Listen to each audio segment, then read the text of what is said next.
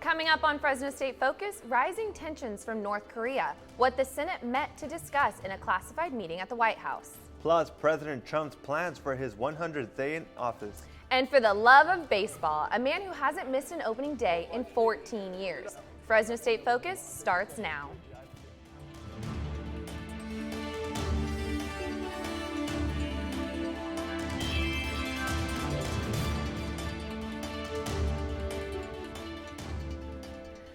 Hello and welcome to Fresno State Focus. I'm Kate Paquette. And I'm Jerry Gomez.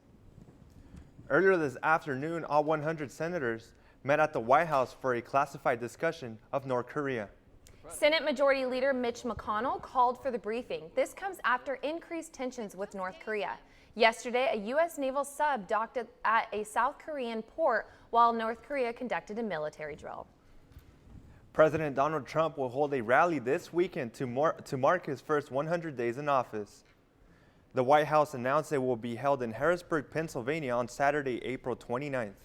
April 29th is also the same day as the annual White House Correspondents' Dinner, which the president has decided not to attend.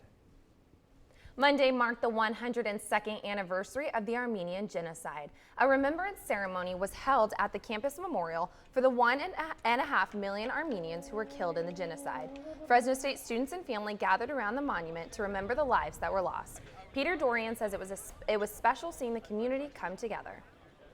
Well, it was very touching watching the youngsters singing the traditional Armenian songs, the musicians, the speeches about ancestors and what happened to them during the genocide period. Those who participated in the ceremony also placed flowers throughout the Fresno State Monument. The commemoration featured several speakers, including our university president, Joseph Castro. This week, the Department of Media, Communications, and Journalism has been talking over Instagram to announce the major's new ambassadors. 2 ambassadors from each option have been selected, and each day the 2 new ambassadors will be announced on the major's Instagram page. Joining us today is Matt Broughton. Thank you for being here. Thank you for having me. Can you please tell me a little bit about the ambassadors program? Yeah, so this is the first year that we're doing the program. We selected 11 individuals, so 10 other ambassadors plus myself. I'm actually the first ever lead ambassador for our department. I'm super excited. So we have 2 from each option. So 2 from print, broadcast, PR, advertising, and multimedia, and then me as the lead. And how were these student ambassadors selected? We actually, it was for a class. So there's about 4 people on a launch team, and they're public relations majors. They've actually been working on the project for months. They actually held interviews. We did application online, and we had interviews, and we were selected probably about a week ago. And we were working nonstop to promote the program, and our biggest thing is we want to showcase different people and variety in the MCJ program.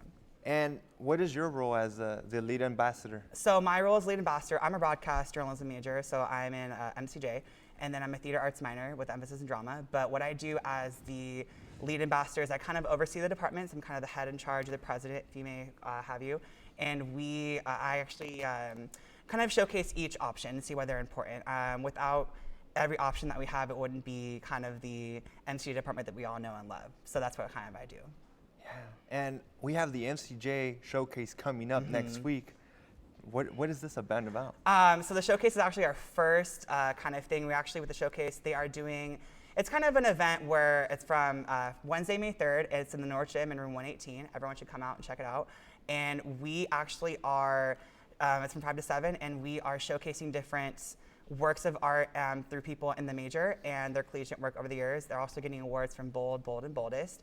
And there's a panel of judges that kind of selected people in the major to partake in this. But with the ambassadors are kind of our first kind of lead or kind of introduction to the department. So we're really excited there. You guys all come out and check it out. It'd be really great to meet us all.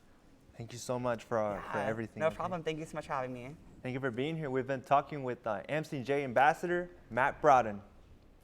The Valley Lavash Baking Company, based in downtown Fresno, has been representing Armenian food and culture in Fresno since the 1920s. Reporter Courtney Rodgers has more on the story behind the historical family baking company.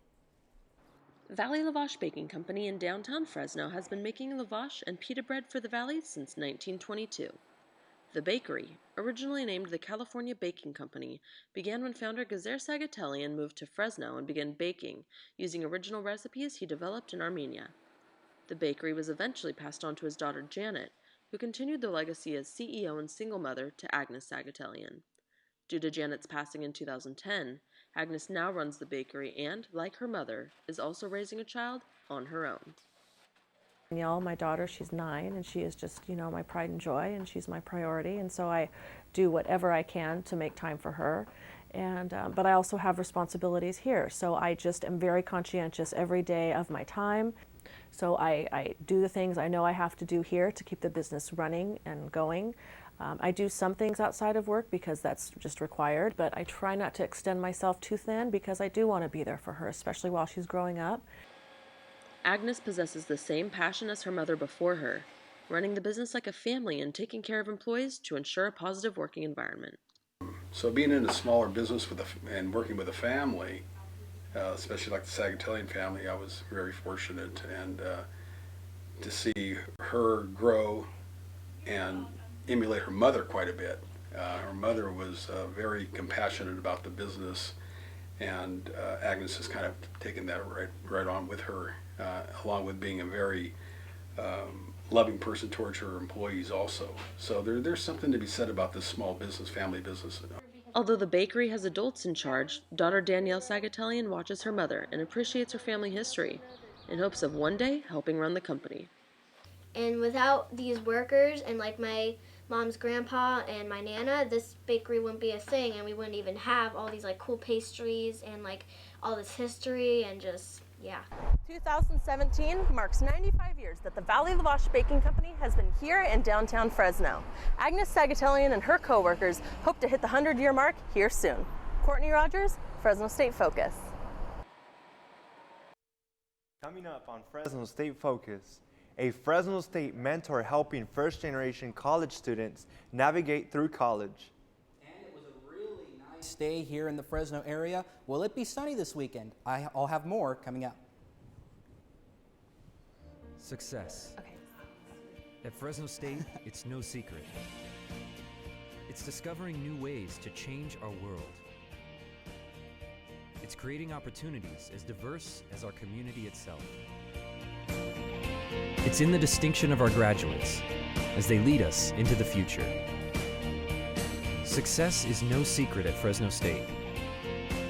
It's our mission.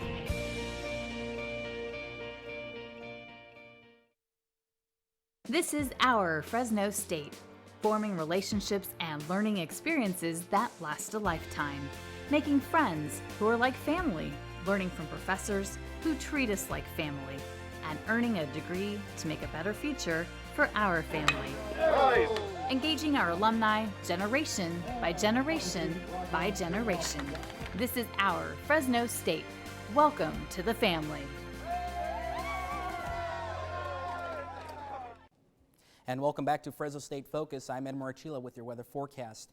And as we take a look at the at Engineering West and at the Satellite Student Union, it was a really muggy day outside. It was really overcast, but temperatures were really comfortable. Some breezes were picking up. And as we take a look at our satellite picture, you can see some rain up in the Portland, Oregon area towards Boise, Idaho. We got some cloud cover through the San Francisco Bay Area and Fresno, which is what you're seeing today. And as what's going to be happening in the next several days, you're going to be seeing some more sun, and we'll talk about that in just a moment. Mid to upper 60s, Merced 66, Fresno 67, Mendoza 70, and the lowest spot, Shaver Lake at 55 currently. And as we take a look at tonight's temperatures, we've got low 50s for the area, Hanford 55, Mendoza 53, Fresno 55, and the lowest spot, Shaver Lake with 39. And as we take a look at the air quality forecast, good air quality in Merced, but as you see for the rest of the area, moderate air quality for the rest of the counties. And as we take a look at the 7-day forecast, you can see partly and mostly sunny skies today and Thursday. The rest of the week, sunny skies and upper 70s to lower 80s as we get into Monday and Tuesday. Jerry, back to you. Thank you, Edmer. The California Secretary of the Department of Food and Agriculture delivered a speech Monday to Fresno State students. In room 101 of the Industrial Tech Building, Secretary Karen Ross gave a speech about the status of California's agriculture. Secretary Ross discussed topics like ag economics, job security, and water management. Which makes dollars available for the first time in 30 years to build dams and above ground storage.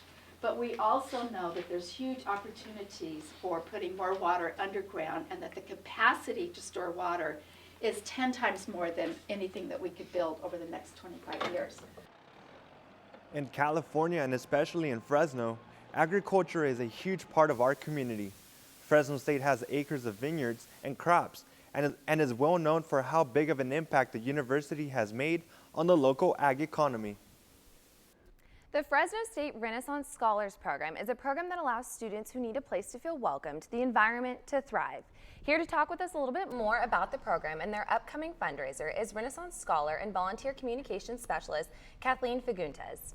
Thank you so much for being here with us today. Of course, glad to be here. Can you just explain to us a little bit what the Scholar Program is, the Renaissance Scholar Program? Definitely. So the program basically is here for students who are former foster youth or homeless youth, and they help provide financial support, emotional support, academic counseling, financial literacy, and professional development to these students and help them navigate the college system and basically be successful and hopefully graduate on time. So this is different from SMEC Camp.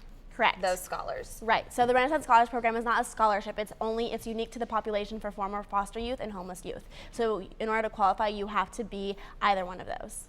Okay, and you guys are doing a fundraiser right now, right? You're working on the Granville Home of Hope? Right. So the Granville Home of Hope is kind of a large campaign that has 8 beneficiaries, I believe, and Renaissance Scholars is fortunately one of them. And so previous years we've gotten been able to provide stipends to our students because of that scholarship. A lot of times these students aren't getting the financial support that they need from their parents, and so these stipends really help them get through college. And so at the end of the semester, or as long as they qualify and meet the requirements of the program, they can get a stipend through the benefits from the money we raise from the Granville Home of Hope. And how much are these tickets to buy? So you buy a ticket Right. for these homes, and then if you win the ticket or the prize, you get a home. You get a home. So tickets are $100, and the drawing will be May 3rd. So this is kind of our last push for ticket sales. And in order to get the large pool of money, we have to sell at least 200 tickets, which we are almost at that mark, I believe, within this week. So hopefully we can get there real soon.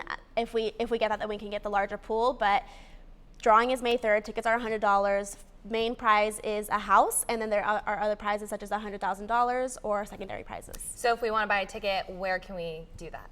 You can call Adriana Vasquez, which is our counselor here at Fresno State, at 278-65555. Right? It's okay, I wouldn't have had that memorized either. Thank you so much for being here today. That's really awesome. That house is going to be really cool, I think. So we appreciate it. We've been talking with Renaissance Scholar and Volunteer Communications Specialist Kathleen Fagundes. Mary Kate, I think I'm going to get myself a ticket. President Trump marked an important milestone for the country Monday. He made a call to the International Space Station to congratulate NASA astronaut Peggy Whitson. Early Monday morning, Whitson set the U.S. record for the most cumulative days in space. How does it feel to have broken such a big and important record? Well, it's actually a huge honor to break a record like this, but it's an honor for me basically to be representing all the folks at NASA who make this space flight possible and who make me setting this record feasible. The previous record was held by astronaut Jeffrey Williams. President Trump was joined alongside daughter Ivanka and NASA astronaut Kate Rubins for the phone call from the Oval Office Monday. First-generation college students often need guidance and support to navigate through the universities they choose to attend. I had the opportunity to meet a mentor that is motivating young college students at Fresno State to succeed. So I recommend that you find a commonality, right? Meet Leena Mendoza, a mentor dedicated to her passion for student success. So also you said this way you carry yourself, right? So why is that so important? Mendoza helps young college students who seek guidance for a better tomorrow. So it's what you know, it's who you know, it's who knows you, and who's willing to put the hands in the fire for you. Who's willing to put the hands in the fire. Okay. we sit down and talk about their gifts. What are the gifts they have? What's the knowledge? What are the talents and the skills that they have, so that we can actually put them on a career path that will really fulfill their heart. And what is their purpose? It's so important that they know what their purpose is and that they know that they can be happy in their job and in their career. Miguel Herrera says meeting Mendoza has made a big impact in his life. She was making me think about the people who I'm surrounding myself with, who's dragging me down, who's lifting me up, and she got me thinking a lot of who's really positive in my life. And if I'm making any right choices in them. Herrera feels like he was at the right place at the right time. I felt like giving up this semester, and with hearing her speak, gave me a lot more confidence in finishing hard this semester. In my new position, I'm the only woman who walks in the room, and I'm the only Latina Chinita who walks in the room. And it is Mendoza's own qualities that allow her to connect with her students and truly make a difference in their lives. I hear a lot of guys tell me that as young men. She's just very down to earth, very friendly. I admire that a lot, and that's the best part of her. Mendoza says finding and believing in a dream are the key components to finding a path for these students. Remember why you're here. Remember where you're going.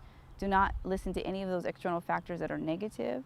Stay completely positive towards your goals. Surround yourself with the right people and continue to go relentlessly toward your goals. Jerry Gomez, Fresno State Focus. Wow, that was honestly so inspiring. That's really cool that she can come here and do that for the students. I know she definitely made a huge impact in her lives, and we'll see the product later on. Yeah, I can see that with some of the students that you had their testimonies from. That's awesome. Coming up next on Fresno State Focus, Mountain West Championship Tennis, where the Dogs ranked going into the conference tournament. Plus, the 43rd annual Vintage States, the campus event that brought thousands of people together. I got the bulldog spirit up in my head. Up in my head. Up in my head. I got that bulldog spirit. Up in my head. Up in my head to say. I got that bulldog spirit. Deep in my heart.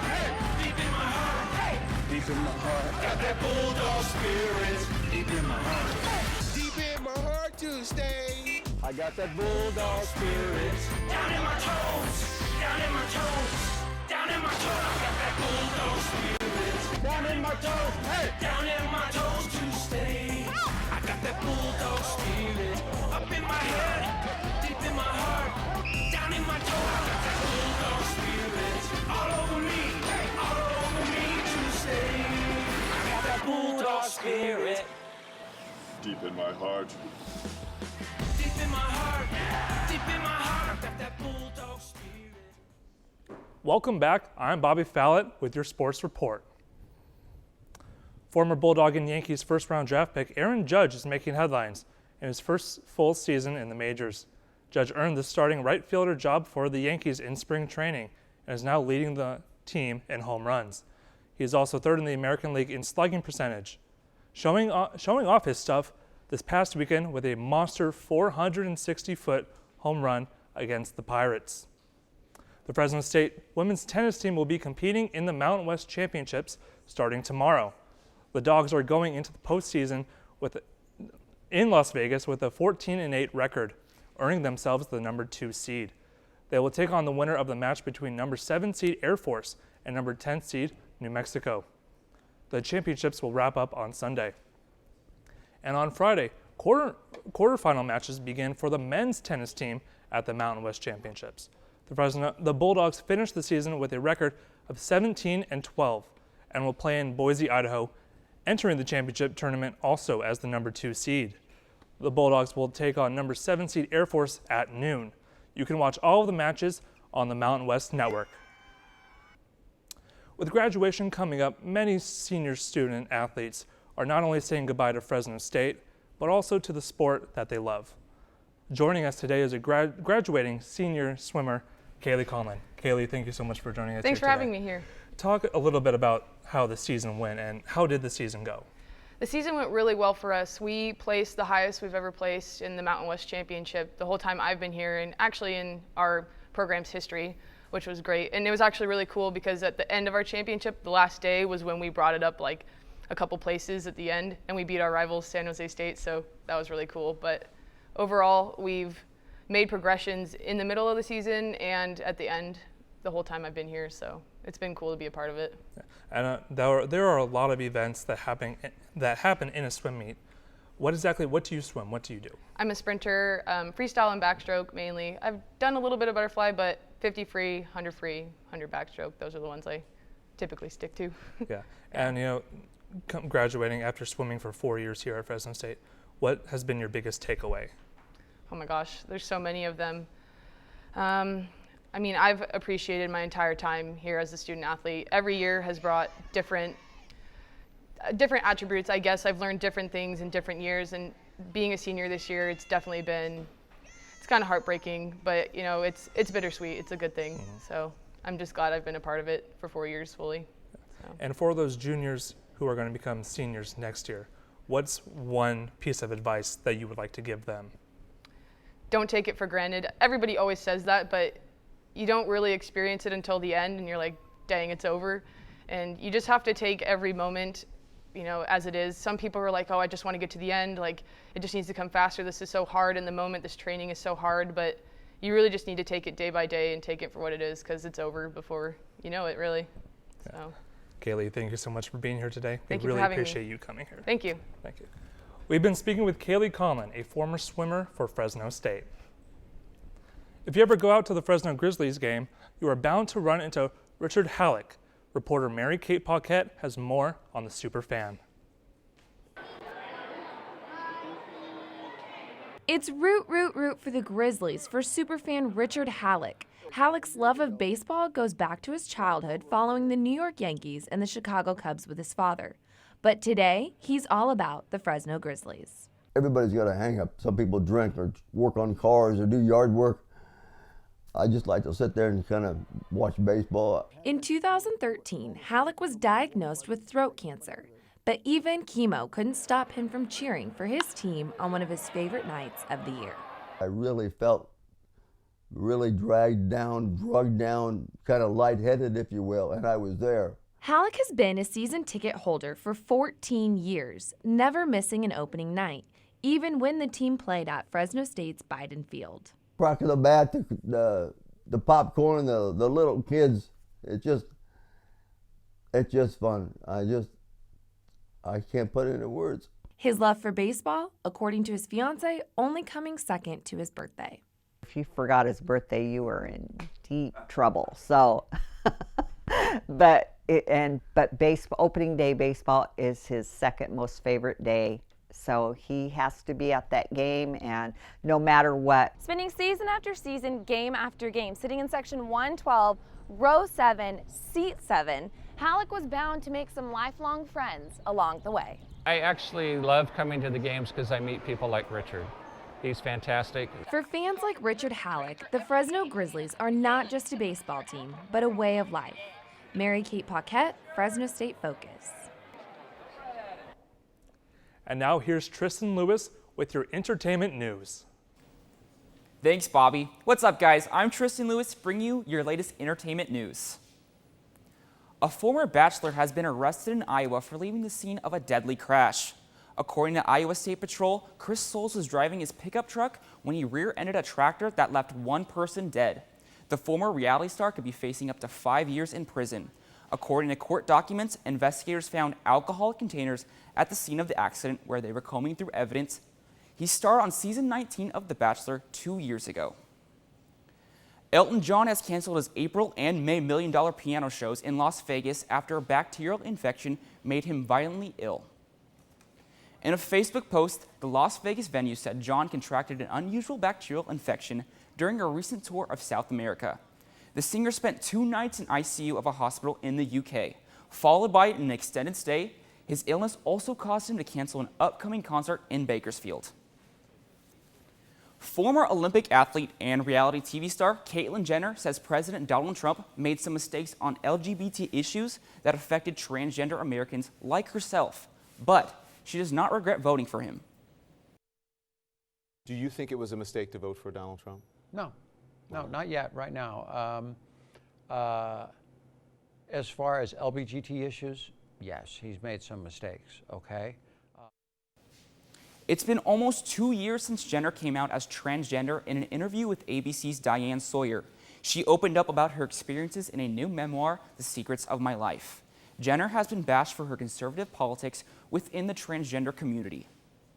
And could a Fast and Furious spinoff be headed towards theaters?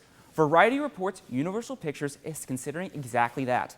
Sources tell the industry publication that the spinoff could focus on characters played by Dwayne Johnson, Jason Statham, and Charlize Theron. Variety goes on to say that plans are so preliminary that a script has not been written yet, and casting commitments made by the trio of acting talent have not yet been made. This past weekend, Fresno State hosted one of the biggest celebrations in the Valley, Vintage Days. The student-run activity attracts over 50,000 people around town, and the best part, there was something for everyone, from food, live entertainment, beer and wine gardens, a kids zone, and much, much more.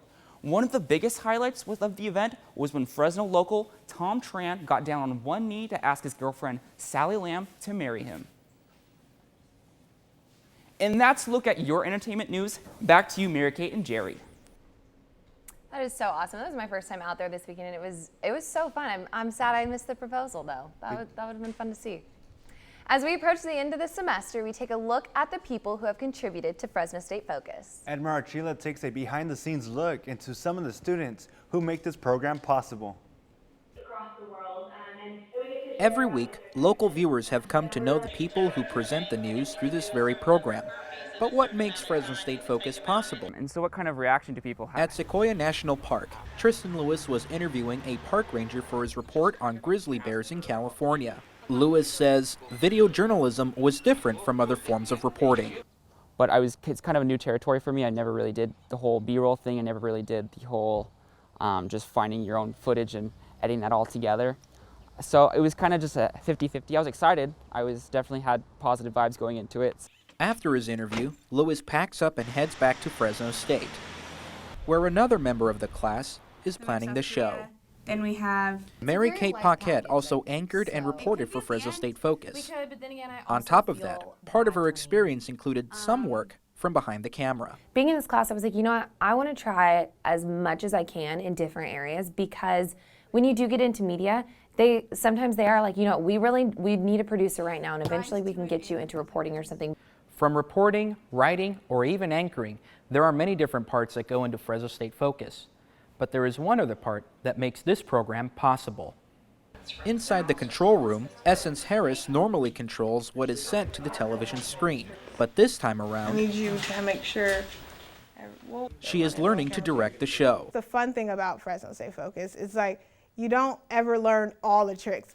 There's still people that are still learning on a different system. Like being a director, I learned being a director, how to improve directing. Being a technical director, it's improving on how to maneuver camera switches fast. Learning and growing. For many in this studio, their time with Fresno State Focus is coming to a close. A new group of Fresno State students will pick up where we leave off, giving you more student coverage you can count on. Edmar Archila, Fresno State Focus. Really cool way to wrap up the semester. That was really awesome, Edmar.